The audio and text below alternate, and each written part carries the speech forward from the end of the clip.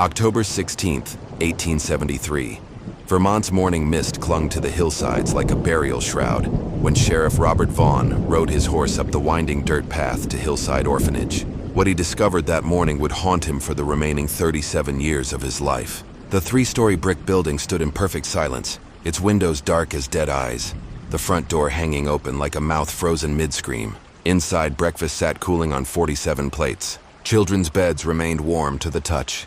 Yet not a single soul remained within those walls. 47 children between the ages of 4 and 16. 12 adult staff members, all vanished without a trace in a single night, leaving behind their clothes, their possessions, and a mystery that would challenge everything 19th century America believed about the natural order of the world. The official records would later claim it was a fire that consumed them all, but there was no ash, no charred remains, no evidence of flame. There was only absence where life had been, and silence where children's laughter once echoed through corridors. This was not the first time in history that an entire community had disappeared, but it would become the most thoroughly documented vanishing in American records, precisely because it defied documentation. How do you record the impossible? How do you file a report about 59 people who simply ceased to exist?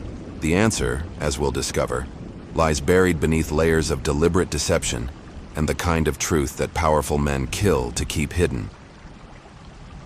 Before we dive deeper into this chilling mystery, tell me, where are you listening from and what time is it there? I wonder if you're sitting in the comfort of your home, perhaps with the lights on, feeling safe in the modern world. Hold on to that feeling, because what happened at Hillside Orphanage will challenge your understanding of safety, trust, and the very nature of evil itself. The first clue to this nightmare surfaced not in 1873, but 30 years later, when demolition crews preparing to tear down the abandoned orphanage discovered a hidden room behind a false wall in the basement. Inside this secret chamber, they found something that would transform a local mystery into one of America's most disturbing historical cases. Margaret Blackwood's private journals, 234 pages of meticulous handwriting that documented not a disappearance, but a carefully orchestrated plan that had been 2 years in the making. Margaret Blackwood established Hillside Orphanage in 1867, 6 months after burying her own 3 children who had died from scarlet fever within a single week. She was 41 years old, wealthy from her late husband's textile fortune, and consumed by a grief so profound that it had begun to manifest in ways that even her closest friends found disturbing. She spoke to empty rooms as if her children were still present. She set places for them at dinner. She bought them Christmas presents that she would unwrap herself, tears streaming down her face as she held tiny clothes against her chest. The townspeople of Millbrook viewed her decision to open an orphanage as a natural expression of maternal instinct, redirected toward charitable purpose. The local newspaper praised her for channeling personal loss into communal good.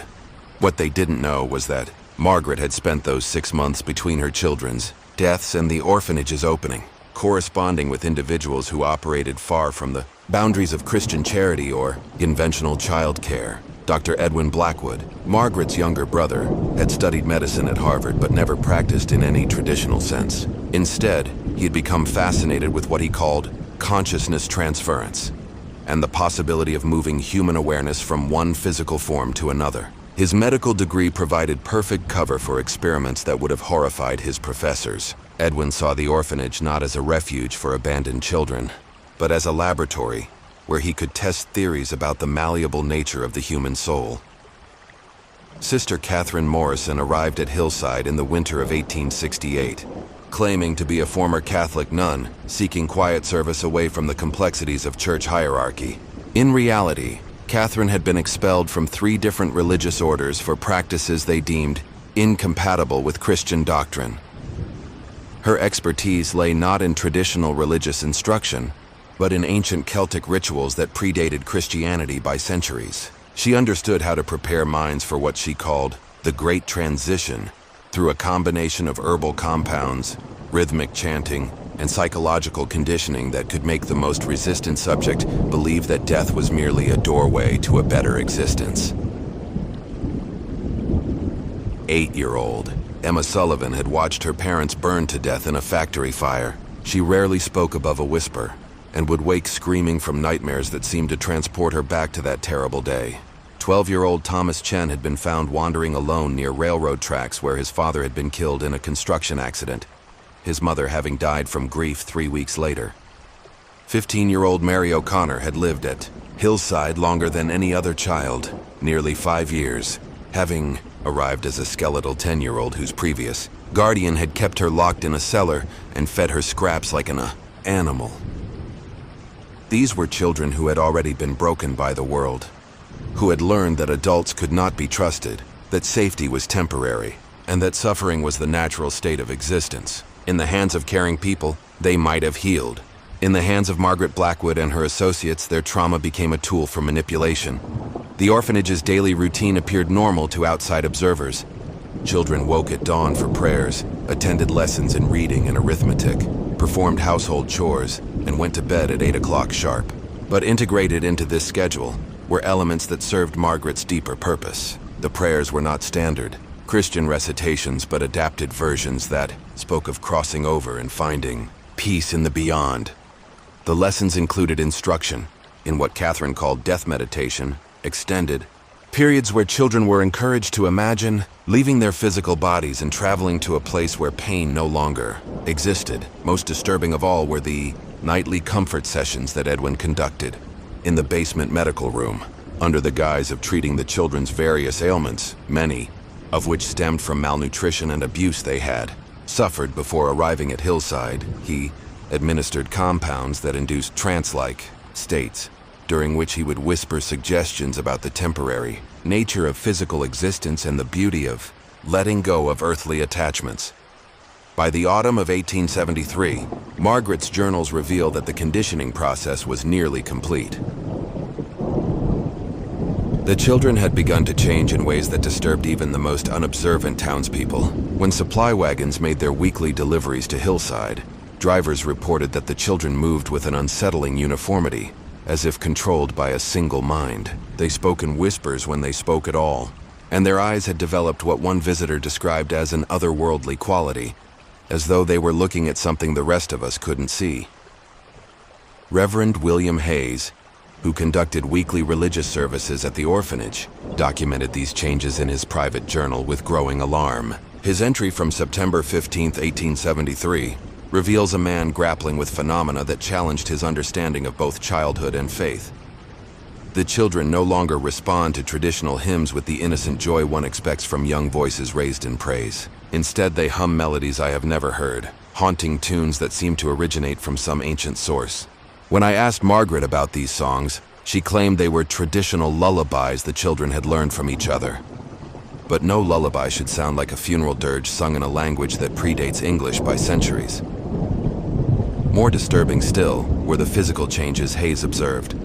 Several of the children had developed what appeared to be ritual, scarification on their arms, thin lines carved into their skin in patterns that resembled the mysterious symbols found carved into trees throughout the surrounding forest. When questioned, the children claimed these marks had always been there and seemed genuinely surprised when adults couldn't see similar markings on their own skin. Dr. Edwin Blackwood's medical notes, discovered alongside Margaret's journals, reveal the systematic nature of the psychological conditioning taking place at Hillside.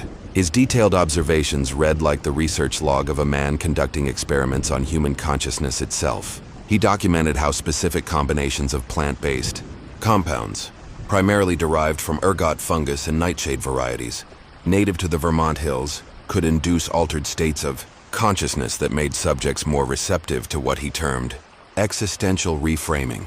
Edwin's notes from October 1, 1873, provide a chilling glimpse into his methodology. Subject E.S. Emma Sullivan now experiences spontaneous episodes where she claims to see her deceased parents beckoning to her from the other side of the thin place. These visions occur most frequently during the twilight hours when the barrier between worlds grows weakest. I have reinforced her belief that these appearances are real and that her parents are waiting for her to join them. The child now speaks of death not as an ending but as a reunion. The conditioning is proceeding exactly as anticipated.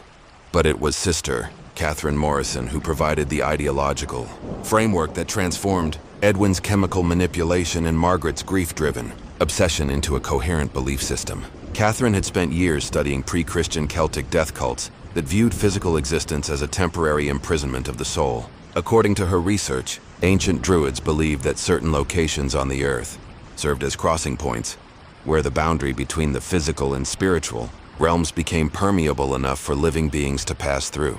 Voluntarily, Hillside Orphanage, Catherine had determined through careful study of local indigenous folklore and geological surveys, sat directly atop one of these crossing points. The land itself was considered cursed by the Abenaki people, who had avoided the area for generations and warned early European settlers that the earth there hungers for souls. Catherine interpreted this not as a warning, but as confirmation that she had found the perfect location for what she called the Great Crossing, a ritual that would allow all 59 residents of the orphanage to transcend physical existence simultaneously. The plan required precise timing based on astronomical calculations that Catherine had learned from manuscripts she claimed to have discovered in the ruins of a medieval monastery in Ireland. According to her research, the crossing could only be achieved during a rare alignment of celestial bodies that occurred once every 127 years. The next such alignment was scheduled for October 15, 1873. At exactly 12:47 a.m. Margaret's journal entries from early October reveal a woman whose grief had evolved into a messianic delusion.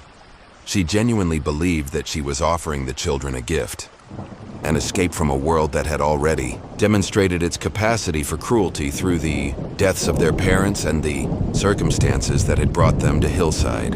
Her October 10th entry reads, "How can I be accused of harm when I am offering them eternal peace? These children have known nothing but suffering in this realm. Tomorrow we begin the final preparations that will deliver them to a place where pain cannot follow."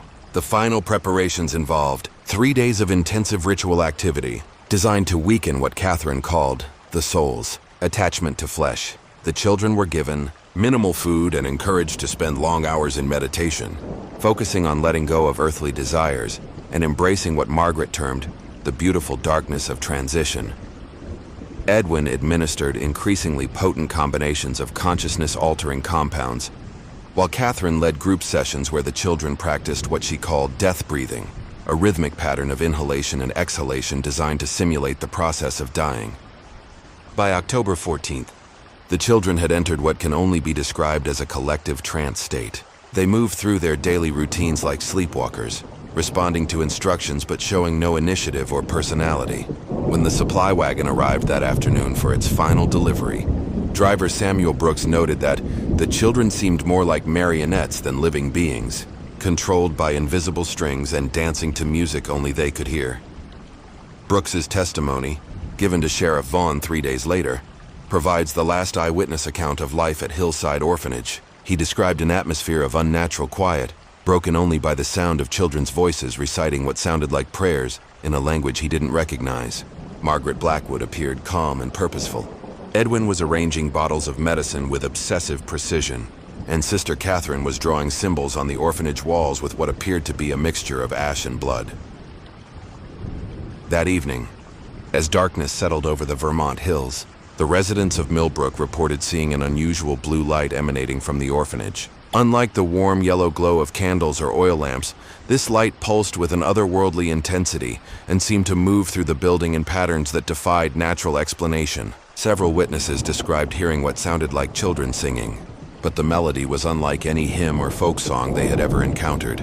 A haunting composition that seemed to come from somewhere far older and darker than 19th century New England. The light grew brighter as the night progressed, reaching its maximum intensity at exactly 12:47 a.m. on October 15th. Then, as suddenly as it had begun, everything went dark. The singing stopped. The light vanished. Hillside Orphanage fell silent in a way that seemed to extend beyond mere quiet into an absolute absence of life itself. When Sheriff Robert Vaughn arrived at Hillside Orphanage on the morning of October 17th, he expected to find a reasonable explanation for the townspeople's concerns about the unusual silence emanating from the institution. What he discovered instead was a scene that would challenge every assumption he held about the nature of reality itself. The front door stood unlocked, swaying gently in the autumn breeze. Every window remained intact. No signs of struggle or violence marked the building's exterior. Yet inside, Vaughn found evidence of something far more disturbing than any crime he had encountered in his 23 years of law enforcement. The breakfast dishes were set for 59 people, with porridge congealed in bowls and milk curdled in cups, suggesting the meal had been abandoned mid-preparation. Children's beds bore the impression of recent use. Sheets still held the warmth of bodies that should have been there just hours before. Personal belongings remained exactly where they would have been left by people expecting to return. A doll on a windowsill, a half-finished letter on a desk, books open to pages that would never be read. But of the 47 children and 12 adults who had called Hillside home, not a trace remained. Vaughn's initial investigation revealed details that defied logical explanation. Every clock in the building had stopped at precisely 12:47 a.m. Every mirror, from the large looking glass in Margaret's office to the small shaving mirrors in the staff quarters, bore identical, spiderweb cracks radiating from a central point. Most disturbing of all, every religious symbol in the building had been altered, crosses hung upside down. Biblical passages had been crossed out and replaced with text in an unidentifiable script, and the chapel's altar bore stains that resembled dried blood arranged in geometric patterns. The basement revealed the most damning evidence of what had truly transpired at Hillside. Catherine Morrison had transformed the entire underground level into what could only be described as a ritual chamber. The walls bore hundreds of carved symbols that seemed to follow some alien logic, symbols that predated any known written language, yet somehow conveyed a sense of purpose and meaning that made Vaughn's skin crawl just looking at them. The floor was marked with a complex pattern of interlocking circles, each one stained with substances that forensic examination would later identify as a mixture of human blood, ash from burned bones, and plant materials that included several varieties of poisonous fungi. At the center of this pattern stood a stone altar that had not been part of the building's original construction. The altar bore fresh tool marks indicating recent installation, yet its surface showed wear patterns that suggested centuries of use. Carved into its surface was a depression exactly the size and shape of a human body, specifically the body of a child. Dark stains within this depression told a story that Vaughn's rational mind refused to accept, even as the evidence stared him in the face. But it was the discovery of the hidden room behind Margaret's office that transformed the mystery from inexplicable disappearance to documented mass murder. The journals found within revealed not just the planning of the event, but the psychological justification that had allowed 3 educated adults to convince themselves that they were performing an act of mercy rather than committing the most heinous crime imaginable. Margaret's final entries, dated October 15th itself, reveal a woman who had crossed the boundary between grief-driven delusion and complete psychotic break.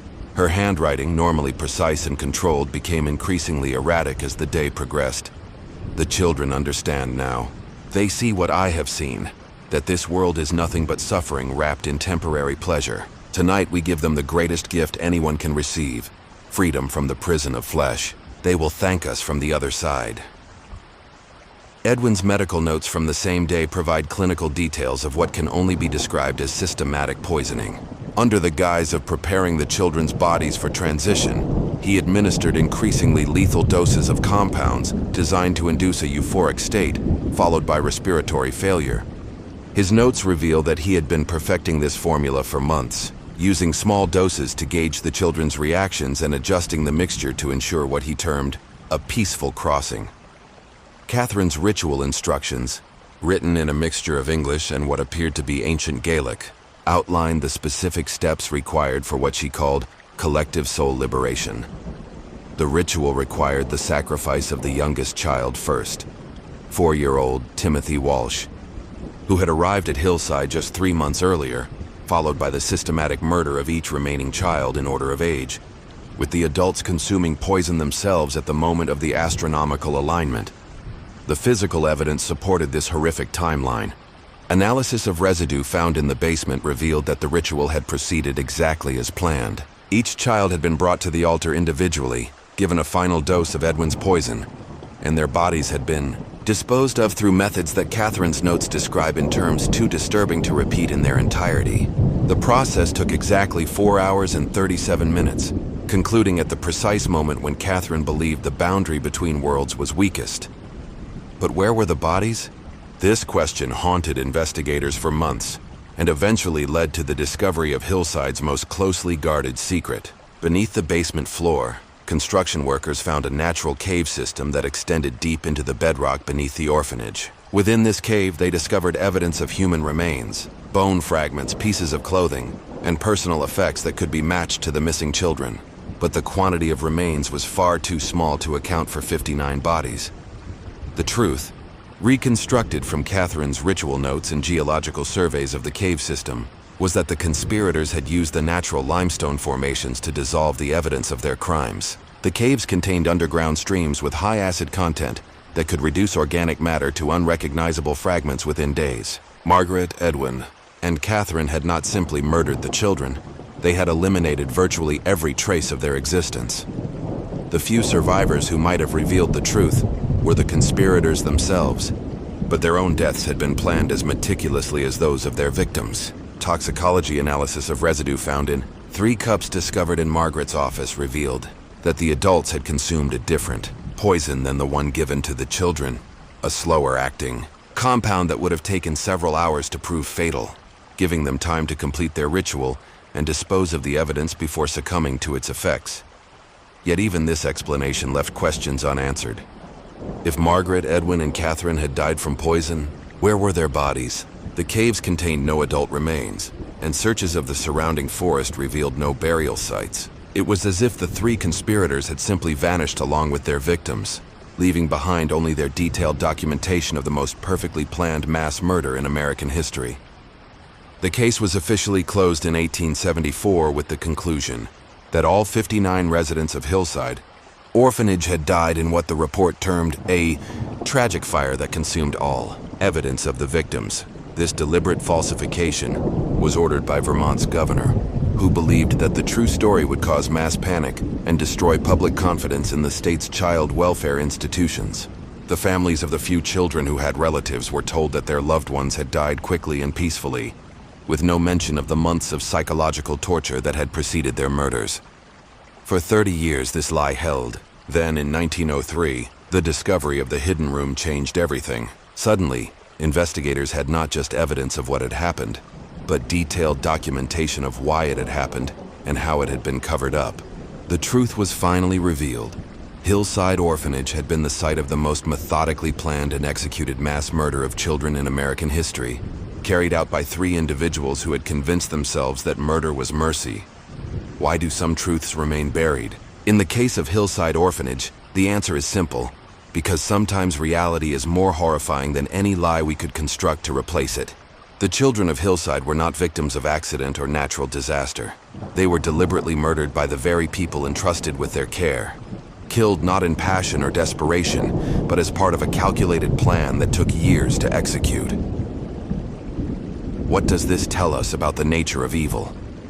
That it rarely announces itself with obvious signs or dramatic gestures. Instead, it often wears the mask of compassion, speaks the language of mercy, and justifies its actions through twisted logic that transforms murder into salvation. Margaret Blackwood, Edwin Blackwood, and Catherine Morrison were not monsters in the traditional sense.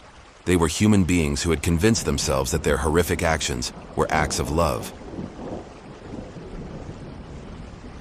The question that haunts me most about this case is not what happened to those 59 souls, but how many other Hillside orphanages existed in history's shadows, their crimes hidden by official lies and bureaucratic convenience. How many other children suffered similar fates while the world looked away, unwilling to confront the possibility that those we trust most might be capable of the greatest betrayals. If this story has affected you the way it affected me, I encourage you to share it with others. Subscribe to ensure you never miss another investigation into history's darkest secrets, and let me know in the comments. What other forgotten tragedies do you think deserve to be brought into the light? Sometimes the most important stories are the ones that make us most uncomfortable, because they remind us that evil is not some distant force, but a possibility that exists within human nature itself. The children of Hillside Orphanage deserve to be remembered not as statistics or symbols, but as individuals whose lives were stolen by people who claimed to love them. Their names were Emma Sullivan, Thomas Chen, Mary O'Connor, Timothy Walsh, and 43 others whose stories were silenced by those who should have protected them. In remembering them, we honor not just their memory, but our commitment to ensuring that such horrors never again hide behind facades of charity and care.